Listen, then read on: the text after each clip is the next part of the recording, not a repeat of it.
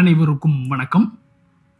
அட்டகாளிகள் 8 பேரும் ஒரே ஊரில் குடிகொண்டு அருள் பாலிப்பது என்பதே அரியது. குலசேகரப்பட்டினம் ஊரில் அட்டகாளிகளின் கோவில்கள் தனித்தனியாக இருப்பதை நாம் கேள்விப்பட்டிருப்போம். ஆனால் அட்டகாளிகள் 8 பேரும் ஒரு சேர ஒரே கோவிலில் வீற்றிருந்து அருள் பாலிப்பது என்பது மிக மிக அரியது. அப்படிப்பட்ட கோவில் எங்கு உள்ளது, அந்த கோவிலின் தல வரலாறு, பூஜை நேரங்கள் போன்ற அனைத்து தகவல்களை தான் நாம் இன்று காணவிருக்கிறோம்.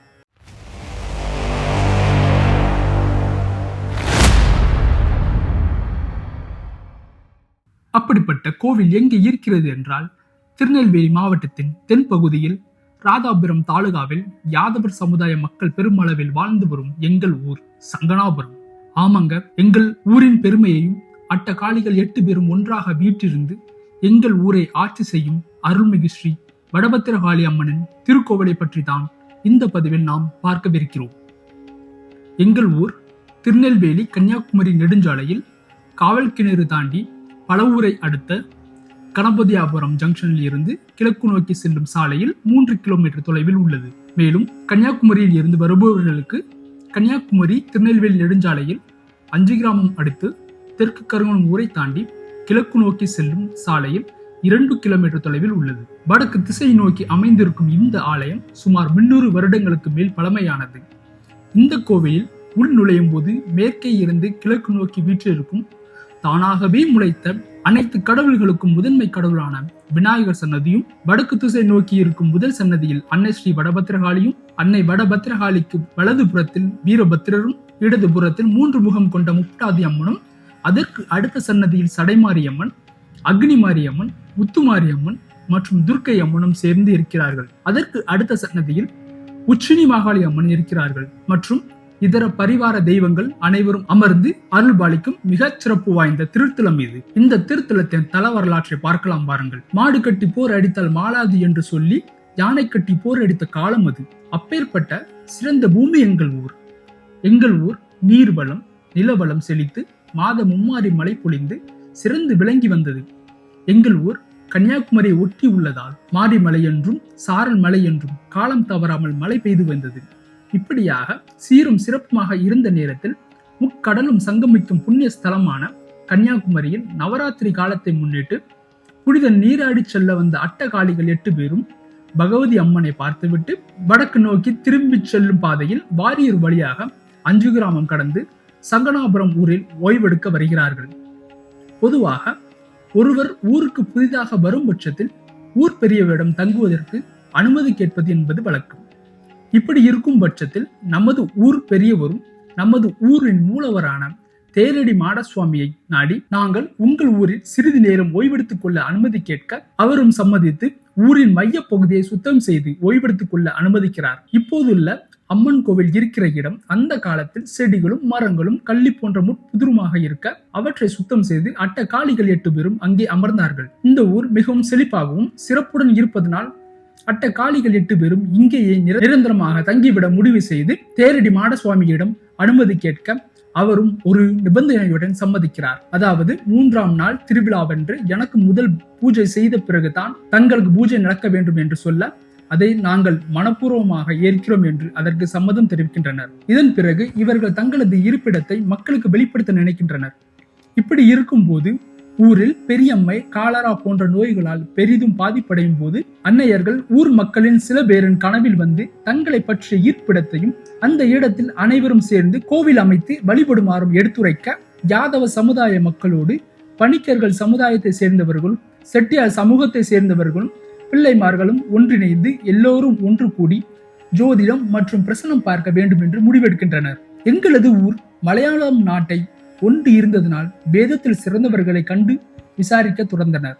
அப்போதுதான் வடநாட்டிலிருந்து தேவிமார்கள் தங்கள் புனித பயணம் முடித்துக் கொண்டு வடக்கு திசை நோக்கி செல்கின்ற நேரத்தில் நம்மையெல்லாம் காக்கும் வண்ணம் நமது ஊரிலே அமைந்திருப்பது தெரிய வந்தது. அதன்படி ஊர் பெரியவர்கள் தங்களையும் ஊர் மக்களையும் காப்பதற்காக அட்டகாளி தேவியர்களுக்கு கோவில் கட்ட முடிவு செய்து இனியும் அதிக நாட்கள் காலம் கடத்த வேண்டாம் என்று உடனடியாக நம்பூதிரிகளை வைத்து மூலிகை மாவால் அன்னை பத்திரகாளி அம்மன், வீரபத்திரர் மற்றும் முப்பிடாதி அம்மன் சிலைகளை செய்து பிரதிஷ்டை செய்தனர்.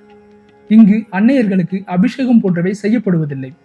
இவர்களுடன் உச்சினி மாகாளி, சடைமாரி, அக்னிமாரி, முத்துமாரி, துர்க்கையம்மன் மற்றும் உள்ள பரிவார தேவதைகளுக்கும் வேதியர்கள் கூறியதை போன்று கூடம் அமைத்து அத்துடன் எந்த தெய்வங்களுக்கு என்ன வழிபாட்டு முறை என்பதை வரையறுத்தனர். இன்றளவிலும் அதே வழிபாட்டு முறைகளைத்தான் பின்பற்றி வருகின்றனர். இத்திருத்தலத்தில் ஒவ்வொரு வருடமும் சித்திரை மாதம் கடைசி திங்கட்கிழமை, செவ்வாய்க்கிழமை மற்றும் புதன்கிழமைகளில் திருவிழாவானது வெகு விமர்சையாக நடைபெற்று வருகிறது. திருவிழாவின் போது நாட்டுப்புற கலைகளான கரகாட்டம், வில்லுப்பாட்டு, கணியான் கூத்து மற்றும் நையாண்டி மேளம் போன்ற நிகழ்ச்சிகளுடன் பிரம்மாண்டமாக நடைபெற்று வருகிறது. கொடை விழாவின் 3ஆம் நாளில் நடக்கும் மஞ்சள் நீராடுதல் மிகவும் முக்கியமானதாகும். 3ஆம் நாள் மஞ்சள் நீராடுதலுக்கு முன்பாக அன்னையர்கள் அன்று உத்தரவளித்ததன்படி இன்றளவிலும் தேரடி மாடசுவாமிக்கு பூஜை செய்த பின்புதான் அம்மனுக்கு பூஜை செய்யப்படுகிறது. இப்படியாக இருக்கும் சமயத்தில் ஒரு முறை சில நபர்கள் வேண்டுமென்றே 3ஆம் நாள் அன்று தேரடி மாடசுவாமிக்கு முதல் பூஜை செய்யக்கூடாது என்று கூறி மஞ்சள் நீராடுதலுக்கான ஏற்பாடுகளை செய்ய முற்பட்டனர். அப்படி அவர்கள் மஞ்சள் நீராட்டுக்கான கொப்பரையை வைத்து பனை ஓலைகளை தீயிட்டு கொண்டிருந்தனர். எவ்வளவு தீயிட்டும் கொப்பரையில் இருந்த தண்ணீர் கொஞ்சம் கூட சூடாகாமல் குளிர்ந்த நீராகவே இருந்ததாம். அதன் பின் தேரடி மாடசுவாமி கோயில் சென்று அவருக்கு பூஜை செய்த பின்புதான் கொப்பரையில் இருந்த மஞ்சள் நீர் கொதித்து மஞ்சள் நீராடலுக்கு தயாரானது. மஞ்சள் நீராடலின் போது நையாண்டி மேளங்கள் முழங்க அம்மன் கோமரத்தாடிகள் அனைவரும் கொப்பரையை 3 முறை சுற்றி வந்து மஞ்சள் நீராடும் அழகை காண அத்துணை அழகாக இருக்கும். அந்த காட்சியை காண 1000 கண்கள் வேண்டும். அதன் பின் பேல் பேல் என்று சத்தமிட உச்சினி மாகாளி அம்மனின் கும்பம் ஏற்றி வீதி உலா நடைபெறும். வீதி உலாவின் போது அனைத்து வீடுகளிலும் மஞ்சள் நீர் வைத்து அதை கோமரத்தாடிகளுக்கு ஊற்றி வழிபடுவது என்பது அந்த அன்னையே தங்கள் வீட்டிற்கு வருகை புரிந்து ஆட்சி செய்கிறார் என்பதாகும். நோய் வாய்ப்பட்டு கஷ்டப்படுகிறவர்கள், திருமண தடை, குழந்தைகளின் நலன், கல்வி மற்றும் தொழில் போன்றவற்றை சிறந்து விளங்கிட அன்னையை மனதார வேண்டி நேர்த்திக்கடன் செய்து நிவர்த்தி பெறுகின்றனர். 9 வயதுக்குட்பட்ட பெண் குழந்தைகளுக்கு பூச்சொரிதல், 13 வயதுக்குட்பட்ட ஆண் குழந்தைகளுக்கு கை சுற்றி ஆடுதல் போன்ற நேர்த்திக்கடன் மிகவும் முக்கியமானதாகும். இங்கே கயிறு சுற்றி ஆடும் குழந்தைகளுக்கு வேடுவர்கள் சமூகத்தை சேர்ந்தவர்கள் தான் அதற்குரிய முறைகளை செய்ய வேண்டும் என்பது அன்னையின் ஆணை. அதற்கிணங்க அவர்கள் ஒற்றுமையுடன் தெய்வ தொண்டு செய்து வருகின்றனர். அது இன்றளவிலும் தொன்று தொட்டு நடந்து கொண்டு இருக்கிறது. கோவிலின் பூஜை நேரம் என்பது தினந்தோறும் காலை மாலை 2 வேளைகளிலும் பூஜை நடைபெறும் மற்றும் சித்திரை மாதம் 1ஆம் தேதி அன்று சிறப்பு பூஜையும், ஒவ்வொரு தமிழ் மாதத்தின் கடைசி செவ்வாய்க்கிழமைகளில் விளக்கு பூஜையும், ஆடி மாதத்தின் அனைத்து செவ்வாய்க்கிழமைகளில் சிறப்பு பூஜை நடைபெற்று கூழ் வழங்குவதும், நவராத்திரி தினத்தில் 10 நாட்களும், கார்த்திகை மாதம் முழுவதும் சிறப்பு பூஜைகளும் நடைபெறும். கொடை விழாவை காண சுற்று வட்டார பகுதிகளில் இருந்தும் வெளி மாநிலத்தில் இருந்தும் திரளான பக்தர்கள் கலந்து கொண்டு அட்டகாலி 8 பேர் அருளை பெற்று செல்கின்றனர். இந்த வீடியோவை பார்க்கும் அனைவரும் எங்கள் ஊரான சங்கனாபுரத்திற்கு வருகை புரிந்து அட்டகாலிகள் வீற்றிருக்கும் அருள்மிகு ஸ்ரீ வடபத்திரகாளி அம்மன் திருக்கோவிலுக்கு வருகை புரிந்து அன்னையர்களின் அருளை பெற்று சிறப்புற வாழ கேட்டுக்கொள்கிறேன். ஓம் காளி, ஜெய் காளி, நல்லதே நடக்கும். நன்றி.